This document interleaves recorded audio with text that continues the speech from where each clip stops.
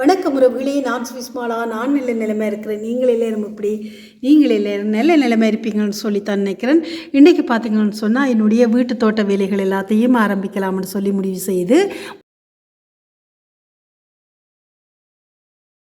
முதலாவதாக மிளகாய் விதைகளை நாங்கள் விதைக்கிறதுக்கு ஆயத்தம் செய்து கொண்டிருக்கிறோம். அதுக்கு பார்த்தீங்கன்னு சொன்னால் இந்த மண் தான் விதை மண் எடுத்திருக்கிறேன். இதை இப்படி இது தாய்நாட்டில் வேண்டின பேக் அங்கேருந்து வேண்டி கொண்டு வந்தேன்.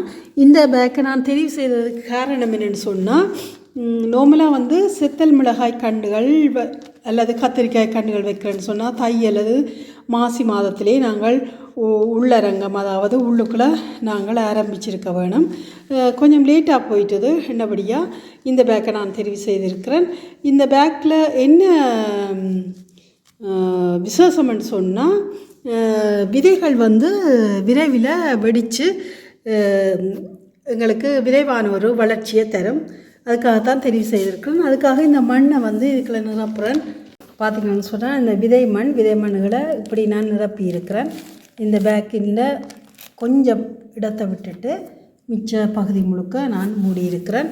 இப்போ இதுக்குள்ள இதால் நான் கொஞ்சம் துளைகளை போட்டுட்டு அதுக்குள்ளே விதைகளை போட போகிறேன்.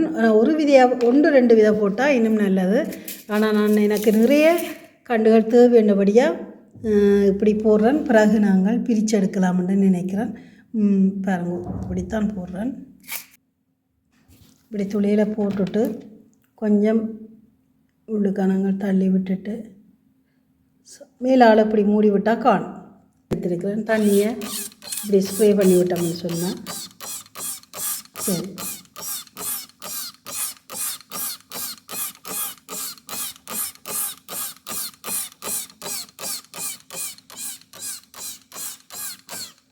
இப்போ ஒரு இடத்துல கொண்டு ஒழுங்காக இதை நாங்கள் வைக்கணும். இதுக்குள்ளே எல்லாமே மிளகாய் விதைகள் தான் போட்டு வச்சிருக்கிறேன். நான் காட்டின முறையில் தான்.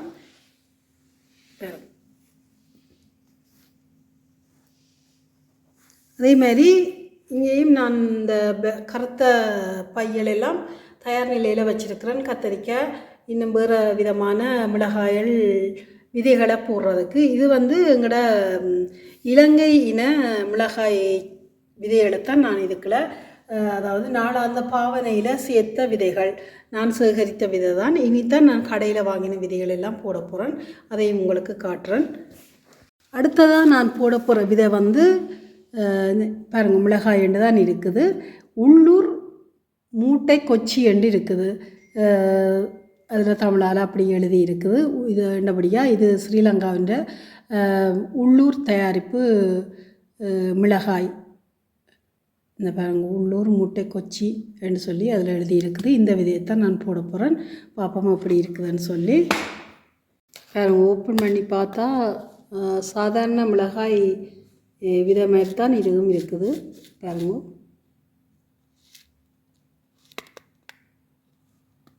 இதைத்தான் நான் இப்போ இனி நடுக செய்ய போகிறேன். பாருங்க, இந்த விதையை உங்களுக்கு நான் அழகாக கையிலே வச்சு காட்டுறேன் அப்படி இருக்குதுன்னு சொல்லி. பாருங்க, இப்போ பார்த்தீங்கன்னு சொன்னால் இந்த உள்ளூர் மூட்டை கொச்சி என்ற அந்த இனம் மிளகாய் எல்லாம் இதுக்குள்ள போட்டாச்சு. 5 பேக்கில் போட்டிருக்கிறேன். என்னென்ன இனம்னு தெரிகிறதுக்காக அந்த பேக்கை நான் அப்படியே அதிலேயே கொழுவி விட்டுருக்கிறேன்.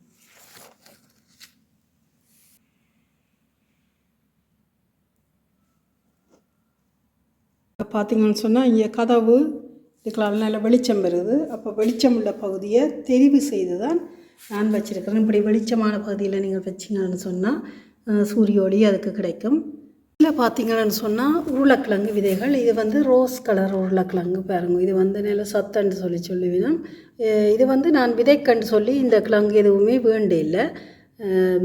எங்களோட பாவனைக்கு வேண்டி அந்த பாவனையிலேருந்து முளை வந்த கிழங்குகளைத்தான் இதில் வச்சிருக்கிறேன். ஏன்னு சொன்னால் முளை வந்தால் சாப்பிடக்கூடாதுன்னு சொல்லிவிடும் தான். இங்கே இந்த உருளைக்கிழங்குகள் எல்லாம் அதிக நாள் ஆகிட்டு வளர்ந்து கண்டாவே வந்துட்டு பார்த்தீங்களா. எப்படி கண்டு மாதிரியே வந்துட்டு அதிக நாளாயிட்டு இருந்தாலும் அதை வச்சிருக்கிறேன். என்னென்னு சொன்னால் கிழங்கு ஒரு சின்ன ஒரு விதப்பட்டாலே கிழங்குகள் வரும் என்றபடியாக இதையும் நான் எறியாமல் அப்படியே வச்சிருக்கிறேன். ஆனால் இது பாருங்க, இதுகளெல்லாம் நல்ல அழகாக வந்திருக்குது. இது 4ஆம் மாதம் ஆரம்பத்தில் தான் நடுறதுக்கு நான் ரெடி பண்ணி வச்சுருக்கிறேன்.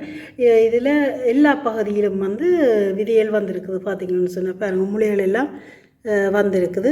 இந்த முளைகளை வந்து நாங்கள் எங்களுக்கு தேவையான அளவு நாங்கள் வெட்டி போட்டு 2ஆவோ அல்லது 3ஆவோ நாங்கள் கட் பண்ணி போட்டு நாங்கள் வடிவாக நட்டு விடலாம். நான் நடைக்கில் உங்களுக்கு இதை உருளைக்கிழங்கு நடுக செய்யக்கில் உங்களுக்கு நான் அதை ஒரு தனி வீடியோவாக எடுத்து உங்களுக்கு நான் போடுறதுக்கு நான் காத்திருக்கேன்.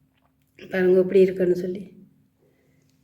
இதெல்லாம் நான் பாவனைக்கு பாவிச்சு போட்டு முளை வந்ததை நான் பாவனைக்கு எடுக்கிறேன்.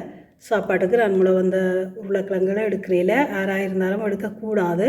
ஏன்னு சொன்னால் அதில் ஒரு நச்சுத்தன்மை இருக்குமென்னு சொல்லிவிடும். மற்றபடியாக அதை பாவனைக்கு எடுக்கிறேன். அதிൻ്റെ மிகுதி முளை வந்த பகுதிகளை நான் இப்படி சேகரித்து இப்படி வச்சுருக்கிறேன். இந்த முறை உருளைக்கிழங்கு விதைகள்னு சொல்லி நான் எதுவுமே வேண்டியில்லை. எந்த உருளைக்கிழங்குகளை மட்டும்தான் நான் பாவிக்க போகிறேன். இன்னும் உருளைக்கிழங்குகள் வீட்டு தேவைக்கு இருக்குது. அந்த தேவையான உருளைக்கிழங்குகளும் வந்து இப்படி முளை வந்தால் நான் சேகரித்து போட்டு 4ஆம் மாத ஆரம்பத்தில் கொண்டே நடுகை செய்யலாம்னு சொல்லியிருக்கிறேன். என்னபடியாக 4ஆம் மாத ஆரம்பத்தில் நடுகை செய்யக்கில் உங்களுக்கு நான் அதையும் ஒரு காணொலியாக தருவேன். இப்படி நீங்கள் மிஞ்சுற அதாவது விதை வந்த உருளைக்கிழங்குகளை நீங்களும் அறியாமல் சேகரித்து வச்சிங்கன்னு சொன்னால் அது உங்களுக்கு ஒரு விதமான பலனை தரும். ஆனால் இது வந்து நல்ல தரமாக இருக்குது. நட்டால் நல்ல ஒரு பயன் எங்களுக்கு கிடைக்குமென்று நான் நினைக்கிறேன். ஆனால் இது வந்து நீண்ட நாள் ஆயிட்டுது. எப்படி வரும் என்ன மாதிரின்னு சொல்லி எனக்கு தெரியல.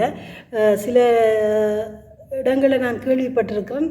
ஒரு சின்ன ஒரு முளை இருந்தான சின்ன ஒரு விதை இருந்தான உருளைக்கிழங்கு கண்டாக வளர்ந்து எங்களுக்கு உருளைக்கிழங்கு பலன்களை தருமென்னு சொல்லி நான் அறிஞ்சிருக்கிறேன். என்னபடியாக அந்த வகையில் தான் நானும் அறியலை, அப்படியே வச்சிருக்கிறேன். இவற்றையும் நான் நட்டு பார்ப்போம்னு சொல்லி பார்ப்போம். இதையெல்லாம் நட்டு பலன் வந்தால் அதையும் உங்களுக்கு நான் காணொலியாக தருவேன். பாருங்கோ, இதெல்லாம் தயார் நிலையிலே நடுகைக்கு தயார் நிலையில் இருக்குது. 4ஆம் மாதம் அளவில் தான் இதை நான் நடுகை செய்ய போகிறேன். 4ஆம் மாதம் அளவில் நடுகை செய்யக்கில் நான் உங்களுக்கு இதை எப்படியெல்லாம் கட் பண்ணி நடுகை செய்கிறேன், எத்தனை நாள் அதை வெட்டி நாங்கள் வைக்க வேணும் அதை பற்றியான விளக்கங்களோடு உங்களுக்கு நான் தருவேன். 2 விதமான செவ்வந்தி இருக்குது. செவ்வந்தி நாட்டு விதைகள் தான். இதுவும் வந்து நான் கடையில் வேண்டியில் நான் சேகரித்து வச்சது தான். அதை தான் இப்போ போட போகிறேன். தோட்டங்கள் செய்யிக்க வீட்டு தோட்டமாக இருந்தானே பெருந்தோட்டமாக இருந்தானே செய்யக்கில் வந்து பூக்கள், தேனீக்கள், பூச்சிகள் நாடி வர்ற பூக்கண்டுகளை நாங்கள் நடுறதால எங்களுக்கு கூடுதலான விளைச்சலை நாங்கள் எடுக்கக்கூடியதாக இருக்கும். அதுக்காக இடைக்கிடையே நாங்கள் பூக்கண்டுகளை நடவோடும். நான் செவ்வந்தியை தெரிவு செய்திருக்கிறேன். செவ்வந்தி தான் நடப்போகிறேன். இது வந்து நாற்று இப்போ நான் போடுறேன்.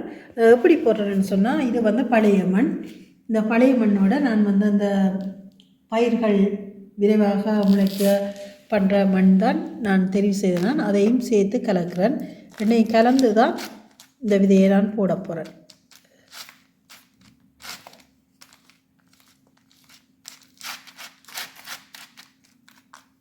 பார்த்திங்கன்னு சொன்னால் 2 மண்ணையும் அழகாக கலந்தாச்சு. இந்த விதைகளை வந்து நாங்கள் போடுவோம்.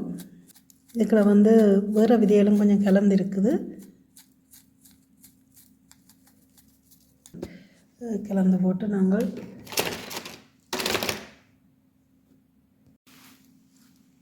கலந்துட்டு நாங்கள் இப்படி மண்ணுக்குள்ள வடிவாக கிளறி விட்டோம்னு சொன்னால் அது அழகாக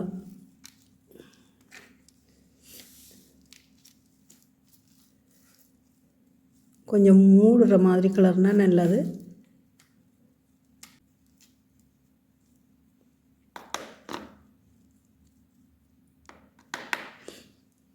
இதுக்கு மேலாலும் கொஞ்சம் மண்ணை போட்டுட்டு நாங்கள் தண்ணியை ஸ்ப்ரே பண்ணி விடணும்.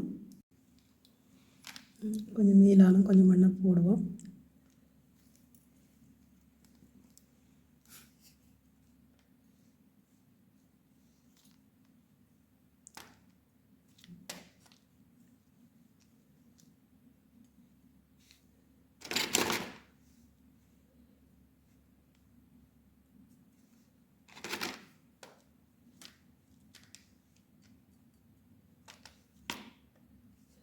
நாங்கள் இதுக்கு மேலே தண்ணியை ஸ்ப்ரே பண்ணி விடுவோம்.